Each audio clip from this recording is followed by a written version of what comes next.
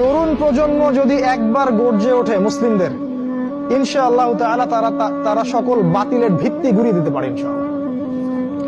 তরুণ প্রজন্মের মধ্যেই ছিল খালিদ বিন ওয়ালিদ, তারেক বিন জিয়াদ, এই মানুষগুলা, ওমর ইবনে খাত্তাব, আলী ইবনে আবি তালেব, যায়েদ ইবনে হারেসা, আসাদুল্লাহ, সাদ ইবনে আবি ওয়াক্কাস। এই যে সাহাবায়ে কেরামদের নাম আপনারা জানেন, তরুণ সাহাবী ছিলেন যখন তার ইসলামের পক্ষে দাঁড়িয়েছিলেন। একাই ওমর সে সারা মক্কাকে পরিবর্তন করে ফেললো। এক হামজার সামনেই 20-30টা মানুষ দাঁড়াতে সাহস পাইত না। একজন তারেক বিন জিয়াদ, তিনি স্পেন জয় করে ফেললেন মাত্র অল্প কিছু সৈন্য নিয়ে। মোহাম্মদ বিন কাসিম আমাদের এই ভারতীয় উপমহাদেশ জয় করলেন। এখন আপনি মুসলিম হয়ে এখানে বসে আছেন। এই তরুণ প্রজন্মই পারে এই বাতিলের শিকড় উপড়ে ফেলতে।